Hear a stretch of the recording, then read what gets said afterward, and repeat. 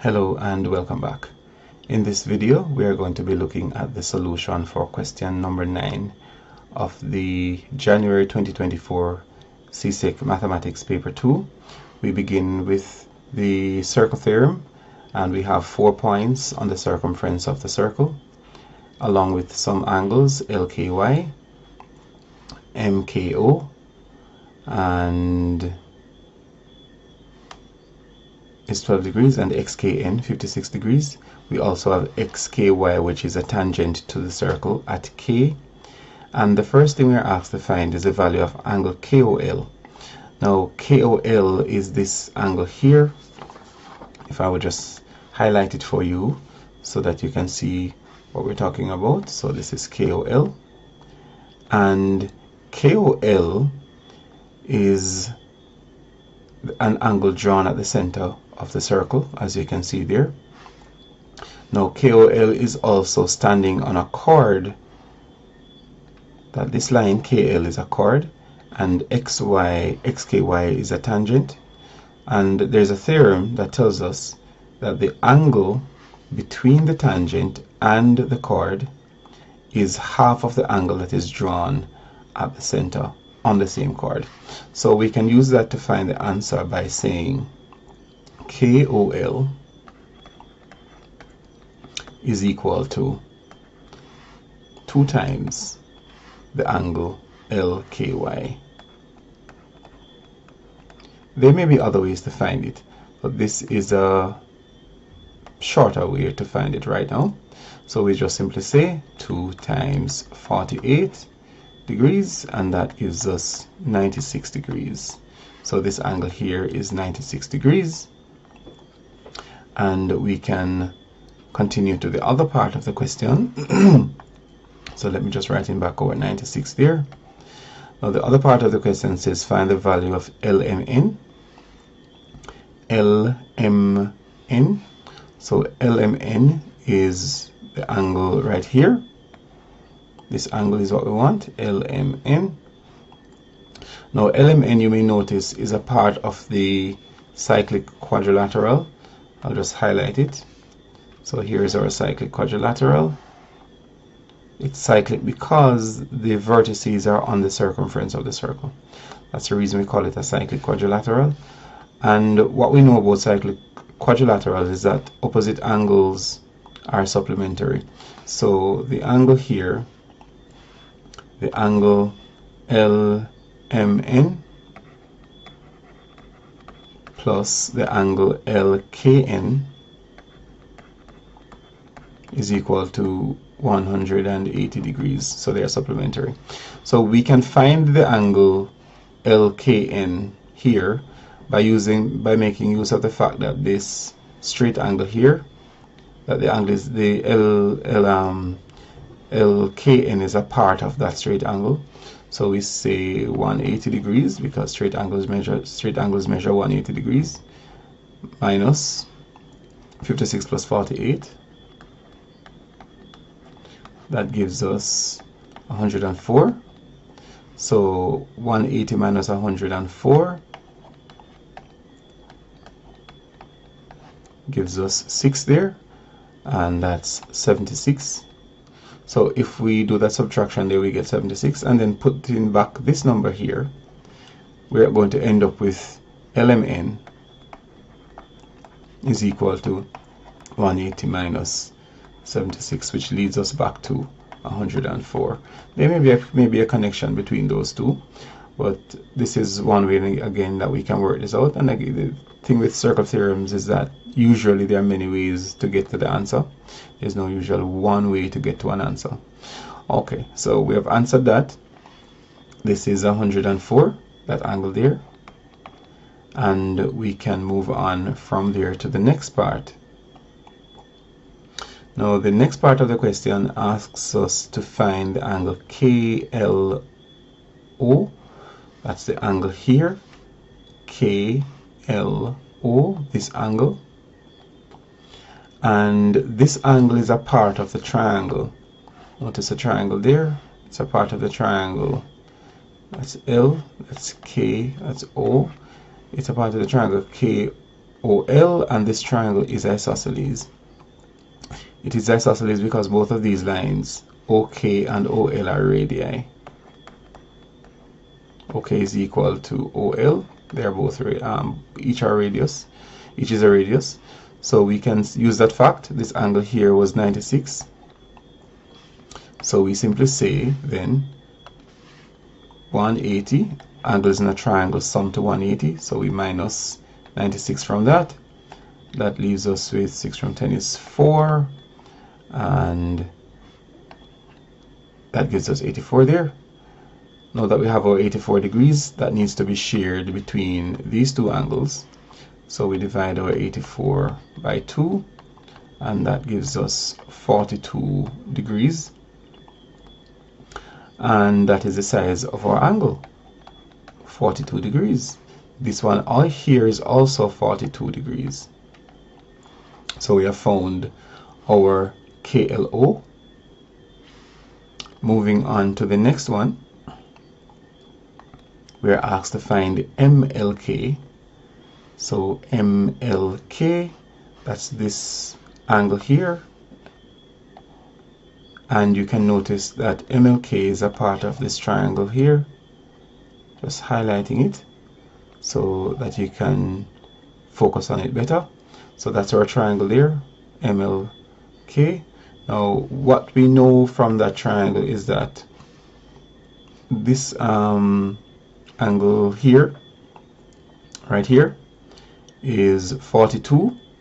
So the whole angle here is 42 as a part of this triangle. And if we subtract 12 from 42, so we have 42 here for this angle, for OKL, take out 12, then we end up with 30 degrees. So we have 30 degrees here. I'm just going to redraw that triangle so you can see better what I'm trying to do with it. So in this triangle KLM,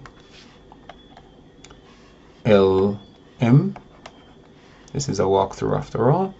So if we find these two angles, we can subtract from 180 to get this one.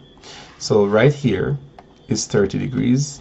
We found that because we knew that this angle in the triangle OKL was 42, and taking out that 12 from there leaves 30 on this part. Now, if using the diagram here, notice that this is an angle drawn from the center. OKOL is an angle drawn from the center, and KML is also an angle drawn from the circumference. And by theorem, this is 96, so this is half of 96. The angle at the center, that's 48. The angle at the center is twice the angle drawn from the circumference once they're standing on the same arc or on the same segment.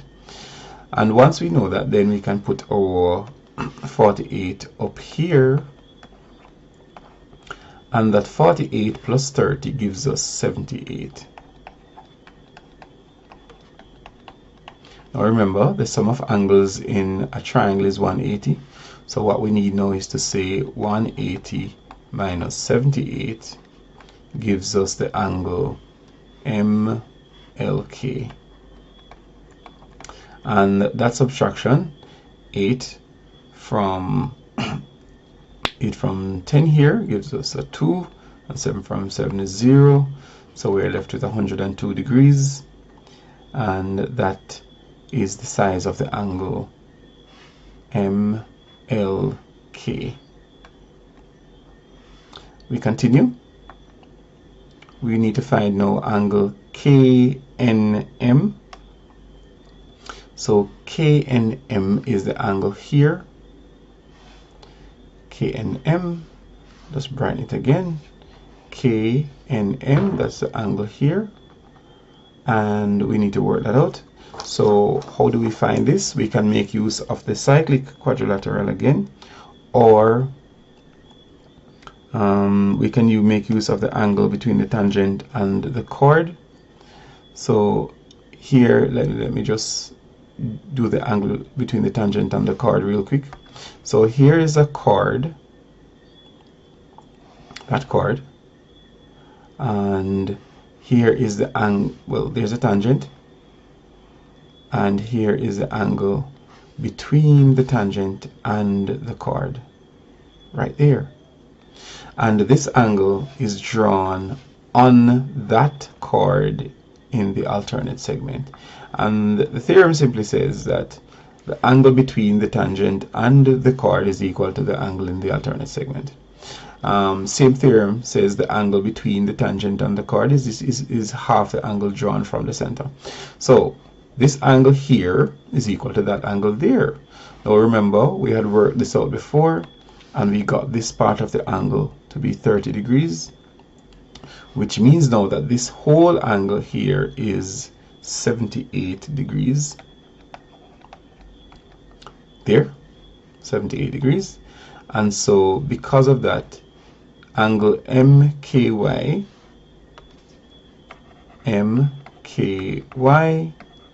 is equal to angle KNM.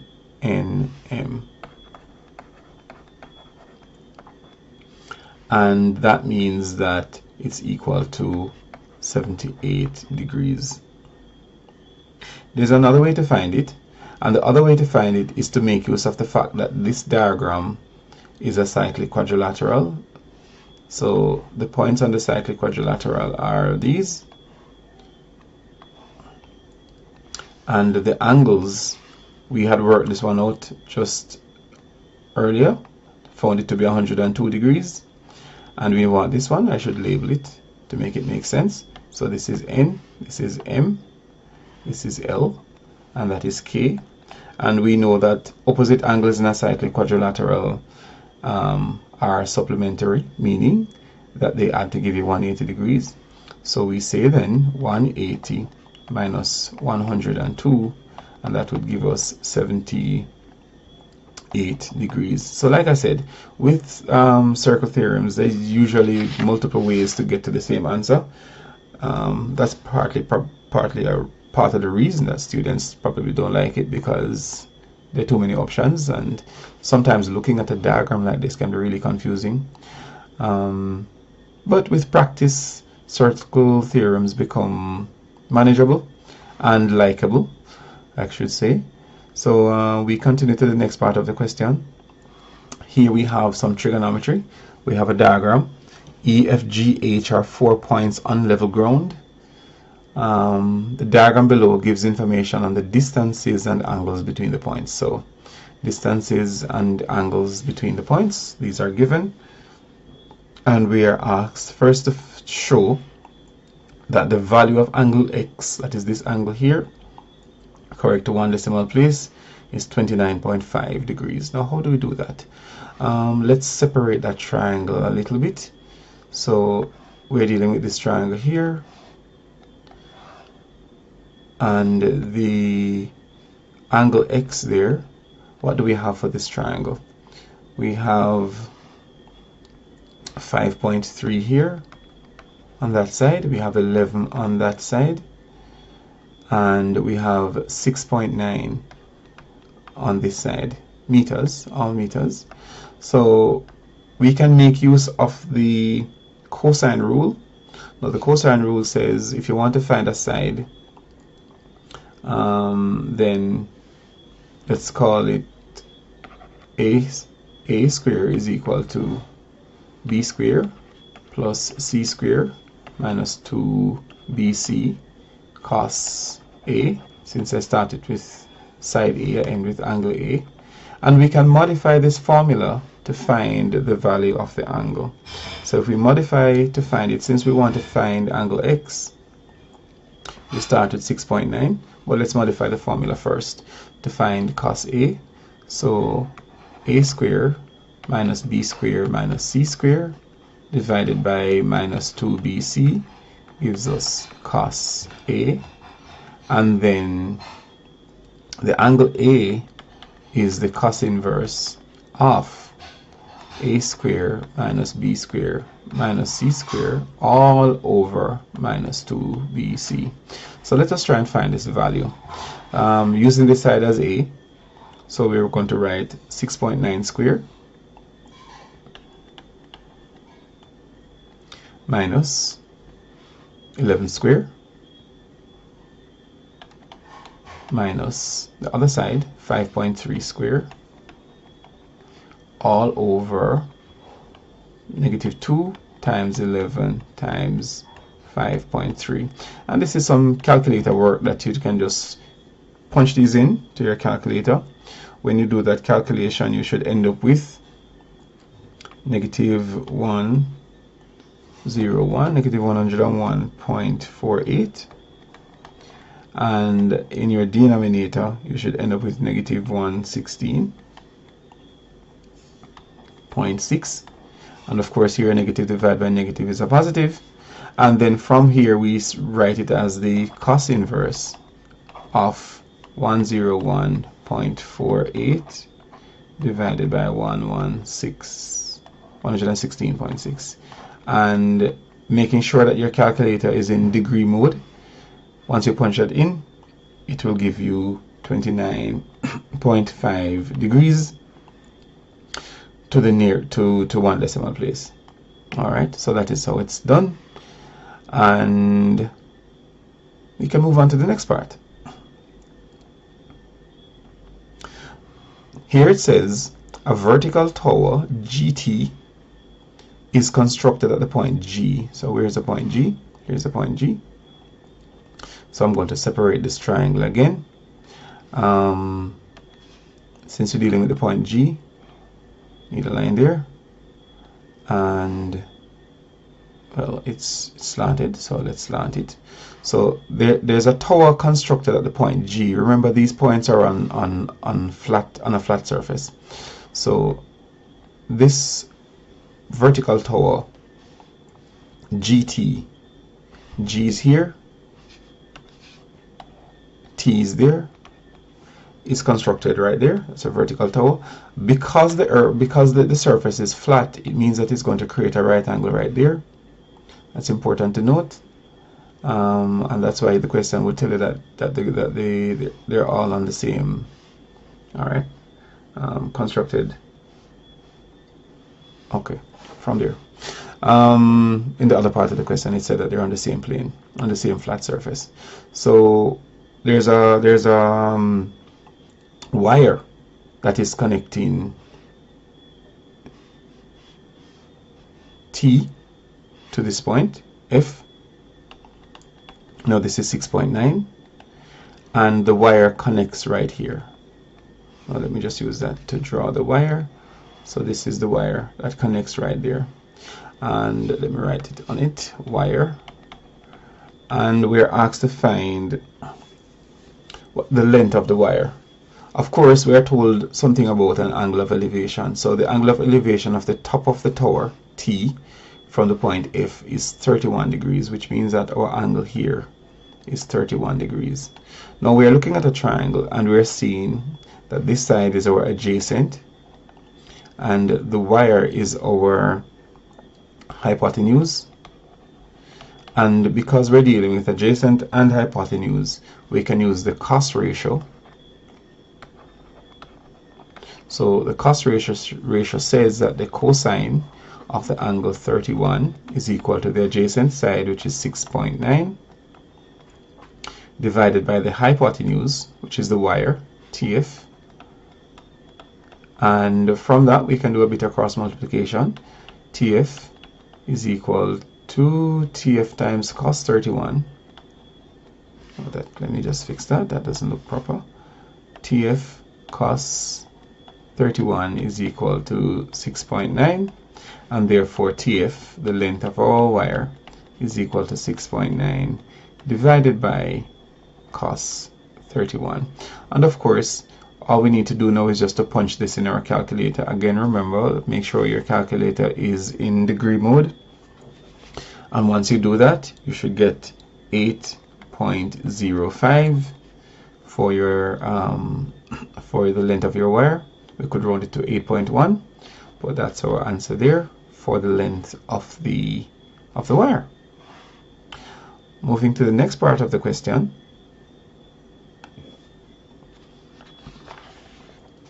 It says we should calculate the bearing of E measured. The bearing of E from H is 228 degrees. So the bearing of E this is E, measured from H is 228 degrees. We want to find the bearing of H from E. So the bearing of E, let me put that in red. The bearing of E measured from H, and bearings are measured from your north line. So we measure that angle here. All right. So all of that angle is 228 degrees. All right. So how do we find H measured from E? Now, if all of this is 228, remember, right here, it completes a circle. So we can say then, this part of the angle over here is 360 minus 228. Let's do that subtraction. That's 5 and 10. So we have a 2 there. We have a 3 there. And we have a 1. So this part over here is 132. And because of that, there's this idea of parallel lines and angles between parallel lines, that if we draw two parallel lines real quick, if we draw two parallel lines and then use another line to divide them, then the angles between the parallel lines, that here we call them co-interior angles. Co-interior angles. Co-interior angles are supplementary. That is, they add to give you 180 degrees. So if we call them A and B, then A plus B. Using this fact here, the fact is that all north lines are parallel to each other. So this north line is parallel to that north line. So we can use that fact to see that these two angles are co-interior, which means that they add to give you 180. Now we have the 132 here. And so all that we need to do is to find the difference from 180. So 180 degrees minus 132 gives us, again, that's a 7, that's a 10. 2 from 10 is 8. And 3 from 7 is 4. So we have a 48 degree. Now again, remember, bearings are measured from your north line, and we always measure in a clockwise direction. That's important to remember. We measure in a clockwise direction from the north line. So this is the bearing that we need. This is the bearing of H measured from E. So if you wanted to get to H, you would use this bearing here. So we get 48 degrees.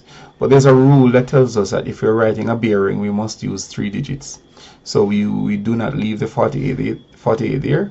This is 48 degrees as an angle, but for the bearing, we must write 048 degrees, and that is the correct form of the answer. So we have found our bearing of H measured from E. That's what it means, H from E. H measured from the point E. Continuing, we want to find the bearing of G measured from H. So here is G and here is H. So we want to find the bearing here of G measured from H. All right. So how do we find the bearing of G measured from H? Remember that this bearing all the way around here, from this point to this point, is 228 degrees. We just looked at that earlier. 228 right there. So we're going to make use of that fact that this big angle is 228 degrees. And we want to find this part. This part is the bearing of G measured from H. So all that we need to do for that is to simply say 228 degrees, take out this part. If we take out that 54, then we end up with this part, which is what we want, the bearing of G. This is the point G, measured from the point H. And that gives us a 4 there, 5 from 12 there. Let's borrow that. 5 from 12 gives us a 7, and we have a 1, and so we have our bearing of 174 degrees. And that's that. Remember, bearings are measured from your north line, and they are measured in a clockwise direction. So there we go with that. Oh, and that brings us to the end of our question. Thank you very, very much for watching. Of course, if you know somebody who needs help with these kind of questions, or is just looking for past papers and solutions, please feel free to refer them to the website at csecmathtutor.com. And as you continue to prepare for your exam, best wishes, and until next time.